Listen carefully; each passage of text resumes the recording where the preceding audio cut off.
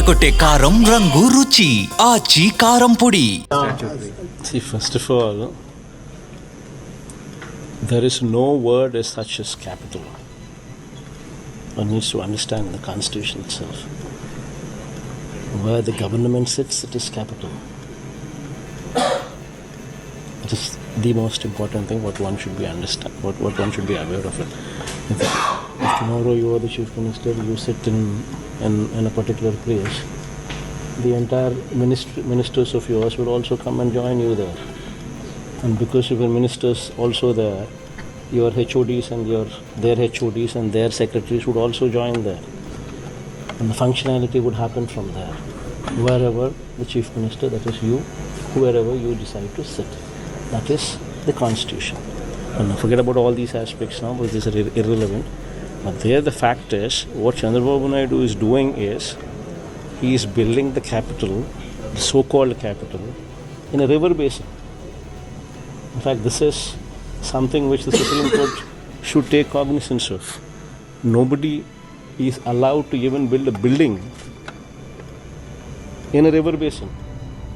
Whereas here, Chandrababu Naidu is conceiving a city in a river basin. I do not know where the fuse and the plug is. But one should seriously consider this aspect is the most important aspect.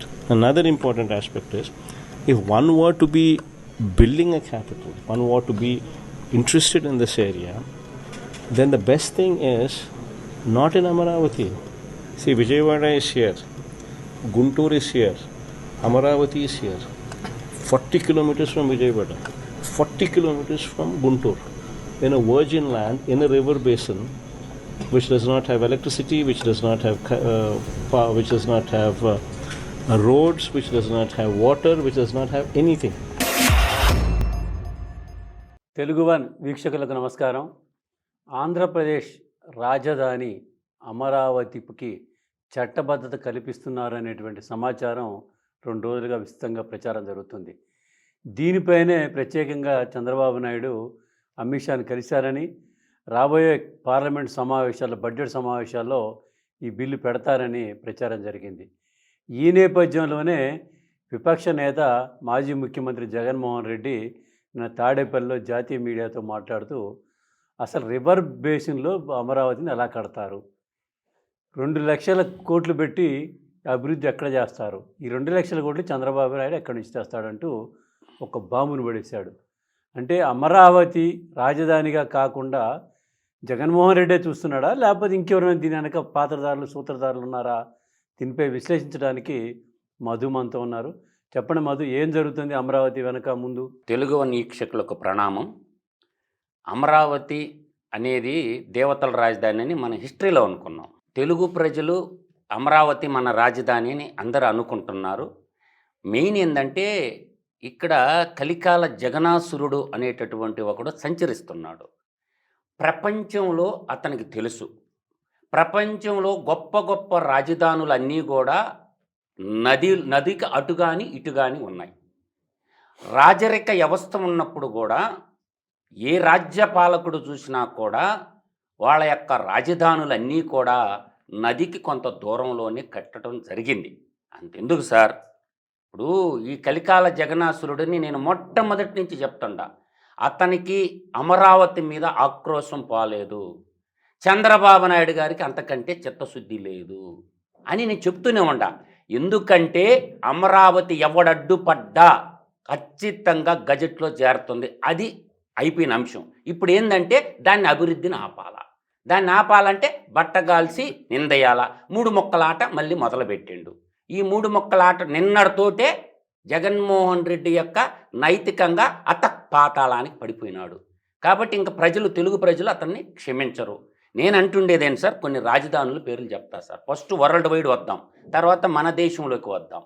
Point 1, major cities on rivers world. Paris ఫ్రాన్స్లో సెరీనా river, తర్వాత London UK Thomas river, Cairo Egypt Nile నది పక్కన ఉంది, New York America Hudson river పక్కనే ఉంది, తర్వాత Sangai China వచ్చి యాంగ్జీ రివర్ కింద ఉంది, అది బ్రహ్మపుత్రే అక్కడ మనకి. తర్వాత ఇక్కడ బ్యాంకాక్ థాయిలాండ్, చోయో పైరియా రివర్, తర్వాత బుడాపెస్ట్ హంగేరీలో వచ్చి డానూబే రివర్ ఉంది. తర్వాత రోమ్ ఇటలీ, సోనియా గాంధీ గారి యొక్క దేశం ఇటలీ, టైబర్ రివర్ పక్కన ఉంది. తర్వాత మాస్కో రష్యా, మన ప్రియమిత్రుడు రష్యా, మొసాకావా రివర్ పక్కన ఉంది మాస్కో సిటీ. టోక్యో జపాన్, టెక్నాలజీకి ఆద్యం కదా, ఎలక్ట్రానిక్ టెక్నాలజీకి సుమిదా రివర్. తర్వాత వాషింగ్టన్ డీసీ అమెరికా, పోటమాక్ రివర్ నది పక్కన ఉంది సార్. ఇది వరల్డ్ లిస్ట్ చెప్పాను నేను. సరే, మనకు దాదాపుగా సార్ 97 నేను లిస్ట్ తీశాను, 97 మహానగరాలు భారతదేశంలో 97 మహానగరాలు. ఈ 97 మహానగరాలు కూడా నదులు పక్కనే ఉన్నాయి. జగన్మోహన్ రెడ్డికి డేటా లేక కాదు, ఈ తెలివి లేక కాదు, అతను భావిస్తుండేది నేను ఏది మాట్లాడినా చెల్లుబాటు అవుతుంది అనుకుంటున్నాడు. మనం ఇక్కడ బాగా చూస్తే సార్, ప్రధాన నగరాలు తీసుకోండి. ప్రధాన నగరాలు తీసుకుంటే హైదరాబాద్ మూసీ నది పక్కన ఉంది, తెలంగాణ. తర్వాత ఆంధ్రప్రదేశ్ రాజమహేంద్రవరం నది పక్కనే ఉంది. తర్వాత విజయవాడ కృష్ణా నది పక్కన ఉంది. తర్వాత ప్రధాన నగరాలు తీసుకుంటే ఇక్కడ చూద్దాం, కర్ణాటక వచ్చేసరికి సిమోగా తుంగా రివర్ పక్కన ఉంది.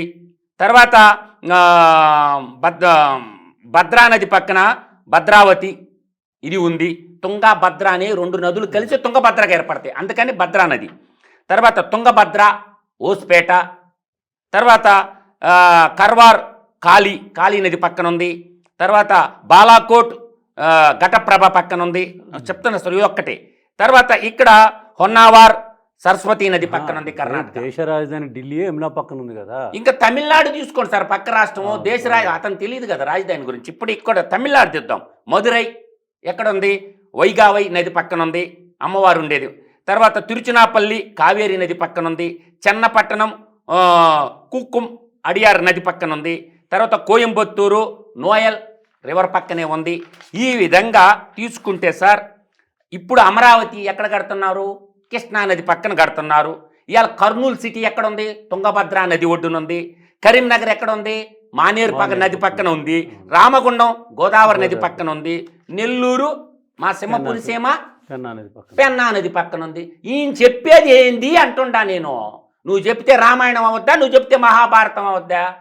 అందువల్ల జగన్నాసురుడికి చరిత్ర ముగిసిపోయింది. అది ముగిసిపోయిన అధ్యాయం. కాబట్టి ఇకనైనా బుద్ధి తెచ్చుకొని కేంద్ర ప్రభుత్వం తన మీద ఉన్న ఈడీ సిబిఐ కేసుల్లో త్వరగా ఏదో ఒకటి తేల్చండి. అరణ్యవాసం అయిపోయింది, అజ్ఞాతవాసంలో ఉండే ఈడీ సిబిఐ కేసుల లిస్టు. కేంద్ర ప్రభుత్వం మోడీ గారు తన చిత్తశుద్ధి నిరూపించుకోవాలంటే ఇప్పుడు డిమాండ్ చేయాల్సింది ఏంటంటే, కూటమిలో ఉన్న పవన్ కళ్యాణ్ గారు, చంద్రబాబు నాయుడు గారు ఇప్పుడు అతని ఈడీ కేసులు సిబిఐ కేసులు అసలు తప్పు చేసిండా లేదా, జాతి సంపద దోచేసిండా లేదా డిమాండ్ చేయండి. పార్లమెంటేరియన్లందరూ ఎందుకు గమ్ముగా 164 మంది ఎమ్మెల్యేలకి ఎందుకు ఇచ్చారు అధికారం? అతన్ని శిక్షించమని అధికారం ఇచ్చారు. అతను చేసిన అరాచకత్వాల మీద జడ్జిమెంట్ ఇవ్వమని ఒక్క నోరు తెలిసి అడగడెందుకు సార్ పార్లమెంటేరియన్లు? ఎవరి కోసం పార్లమెంట్కి పోతారు వీళ్ళు? ఈడీ సిబిఐ కేసుల మీద ఒక్క క్వశ్చన్ ఎందుకు వేయరు పార్లమెంటేరియన్లు? ఇవాళ 11 మంది రాజ్యసభ సభ్యులు, 25 మంది పార్లమెంటేరియన్లు ప్రాతినిధ్యం వహిస్తున్నటువంటి మన ప్రజాప్రతినిధులు ఎందుకు పార్లమెంట్లో అడగటం లేదు? హోం మంత్రిని అమిత్ షాని ఎందుకు డిమాండ్ చేయటం లేదు? ఎందుకు తడుచుకుంటుండే మీకు? అమిత్ షాని చూస్తే భయమా? మోడీని చూస్తే ఎందుకు భయపడుతుంది చంద్రబాబు నాయుడు? ఇప్పుడు అమరావతికి శంకుస్థాపన చేసింది మోడీ గారు, కానీ ఎక్కడ వేసిన గొంగళి అక్కడే. ఇంకా చట్టబద్ధత కల్పించడంలో ఎందుకు తాత్సారం చేస్తుంది? ఇలా చేతగానితనం సార్. ఎందుకు అంటం లేదు? మేము మీకు మద్దతు ఉపసంహరిస్తాము, మాకు కానీ అమరావతి గజెట్లో కానీ పేర్కొనకపోతే పవన్ కళ్యాణ్ గారు కానీ చంద్రబాబు నాయుడు గారు మేము మద్దతు ఇయ్యము అని కరాఖండికి ఎందుకు చెప్పలేకపోతారు? ఎందుకు ఢిల్లీకి పోయి దాసోహం అంటారు? కాళ్ళు ఎందుకు మొక్కుతారు? మోకరెళ్ళతారు ఢిల్లీ ముందు. మీరు పెద్ద ఆయన ఎన్టీ రామారావు గారు ఎందుకు పెట్టారు తెలుగుదేశం పార్టీ? తెలుగు ప్రజల ఆత్మగౌరవం కోసం పుట్టిన పార్టీ. ఢిల్లీకి గులాములుగా చెంచాలుగా ఉండటానికి కాదు తెలుగుదేశం పార్టీ పుట్టింది. తెలుగు ప్రజల ఆత్మగౌరవం ఉభయ రాష్ట్రాల్లో నిలబెట్టడానికి తెలుగుదేశం పార్టీ పుట్టింది, ఢిల్లీకి గులాం చేయడానికి కాదు. ఇది తెలుసుకోవాలా తెలుగుదేశం పార్టీ లీడర్లు కానీ, తెలుగుదేశం పార్టీ అధినాయకులు కానీ. ఢిల్లీకి పోయి చెంచాలుగా గులాంగిరిలాగా మీరు ఎందుకుంటున్నారు? ఒక్కసారి గలమెత్తండి. పోరాడితే పోయేది బానిస సంఖ్యలే. ఎందుకు ఢిల్లీకి బానిసత్వ బతుకులు బతుకుతున్నారని నేను అంటుండా. కాబట్టి తెలుసుకోవాల్సింది ఇక్కడ జగన్ గురించి కాదు మాట్లాడాల్సింది. ఇప్పుడు మాట్లాడాల్సి వస్తే అమిత్ షా మోడీ గురించి మాట్లాడాలా. చెమ్ము నీళ్లు తట్టన మట్టి తెచ్చిచ్చినటువంటి పవన్ కళ్యాణ్ ఎందుకు మాట్లాడటం లేదు? ఇవాళ చంద్రబాబు నాయుడు ఎందుకు మోకరెళ్తున్నాడు? ప్రతిదానికి డిమాండ్ చేసి తెచ్చుకోవాలా. ఆత్మగౌరవంతో బతకండి. పొయ్యేది ఏం లేదు. 77 ఏళ్ల వయసులో చంద్రబాబు నాయుడికి పొయ్యేది ఏం లేదు. భయపడతా ఉండాల్సిన అవసరం లేదు. డిమాండ్ చేసి నిధులు తెచ్చుకుందాం. కాబట్టి కేంద్ర ప్రభుత్వం ఆంధ్రప్రదేశ్ ఎంపీల మీద ఆధారపడి ఉంది. అమరావతి అనేది చంద్రబాబు నాయుడు సొంతమో లేకపోతే జగన్మోహన్ రెడ్డి సొంతమో కాదు, ఆంధ్ర ప్రజల హక్కు అది. దాన్ని సాధించడానికి కూడా ఎందుకు తాత్సారం? భయం సార్. అవినీతి అనేటటువంటి నిన్న ఒక ఆర్టికల్ చదివాను సార్.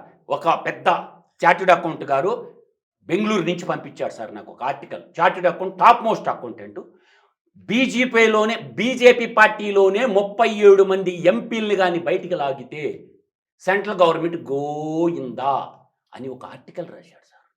అంటే భారతీయ జనతా పార్టీలోనే ఇంకొక గ్రూపు 37 మంది ఎంపీలు ఒక పకడ్బందీ వ్యూహం రచిస్తారంట మోడీని గద్దె దింపాలని. అది నేను అనేది ఏంటంటే వాళ్ళ పార్టీ వాళ్ళ ఇష్టం సార్. కూటమిలో ఉన్నప్పుడు భారతీయ జనతా పార్టీ ఎంపీలకు ఓట్లు వేసినటువంటి తెలుగు ప్రజలు గల్లా పట్టుకొని అడగాల్సిన బాధ్యత ఉందా లేదా? ఎలక్షన్ ముందు ఓకతంపుడు ఉపన్యాసాలు ఇచ్చిన పురంధరేశ్వరి ఎందుకు నోరెత్తటం లేదు?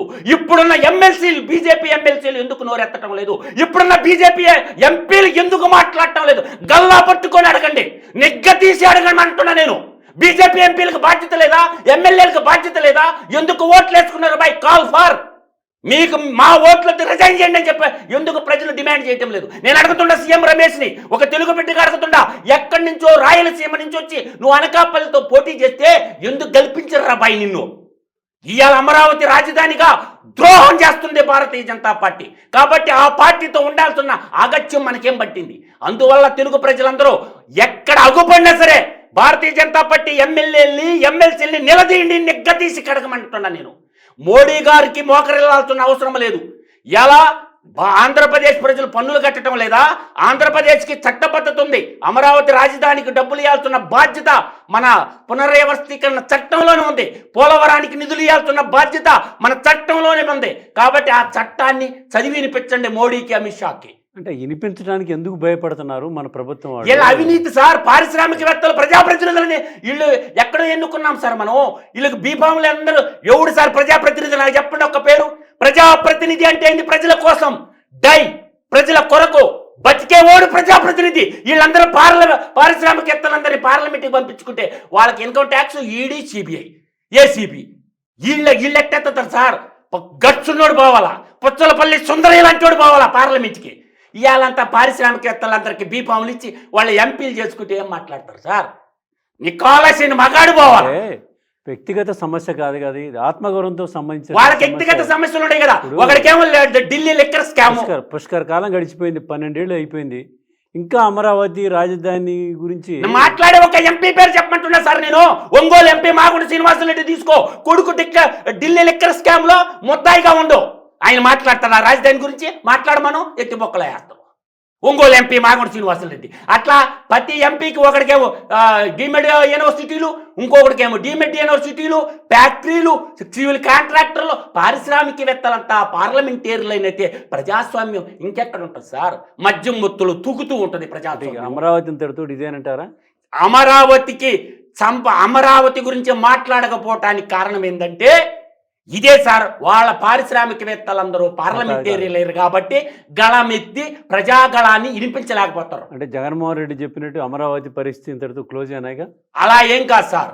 ప్రజాస్వామ్యాన్ని ఏదో విధంగా పరిరక్షించుకోవటానికి కొంతమంది ఉంటారు, కొంతమంది మేధావి వర్గం బయలుదేరతారు. ఇంకా ప్రజలు తిరుగుబాటు మొదలవద్దు సార్. రేపు కానీ బడ్జెట్ సమావేశాల్లో బిల్లు పెట్టి గజెట్లో కానీ చేర్చకపోతే చంద్రబాబు నాయుడిని కూడా క్షమించరు సార్ తెలుగు ప్రజలు. నేను చెప్తుండా, రాసి పెట్టుకో డైరీలో. చంద్రబాబు నాయుడు పెద్ద ఆయన్ని కూడా క్షమించరు, ఇంకా చూడరు సార్. రేపు కానీ పార్లమెంటు బడ్జెట్ సెషన్కు ముందు అమరావతి రాజధానిగా డిక్లేర్ చేసి గజెట్లో కానీ చేర్చకపోతే, చట్టబద్ధత కానీ కల్పించి రాష్ట్రపతి ముద్ర గుద్దపోతే పెదబాబు చిన్నబాబు ఇద్దరు మర్చిపోవాల్సింది. ఇంకా అందువల్ల నమ్మరు. కృష్ణా నది బాగా పారుతా ఉంది. అందువల్ల ఏంటంటే ఒప్పుకోరు కాక ఒప్పుకోరు, మీరు గట్టిగా డిమాండ్ చేసి అడగమని నేను చెప్తుంటా. అందువల్ల ఏంటంటే ఇది హక్కుగా రావాల్సిన్నది, కాబట్టి మోకరెళ్లాల్సిన అవసరం లేదు. జగన్మోహన్ రెడ్డి ఉడత ఊపులకు భయపడాల్సిన పని లేదు. ధైర్యంగా ప్రశ్నించండి, ఒక్క పార్లమెంటేరియన్ అన్న అడగండి అని నేను చేతులు జోడించి వేడుకుంటుంటా సార్ మన ప్రజాప్రతినిధులందరినీ. చూద్దాం ఆంధ్ర ప్రజలు ఏం చేస్తారో, అమరావతిని రక్షించుకుంటారో, చట్టబద్ధత కల్పించుకుంటారో, లేకపోతే తిరగబడి ఉద్యమాలు చేస్తారో పరిశీలిద్దాం. మరొక అంశంతో మళ్ళీ కలుద్దాం. నమస్కారం.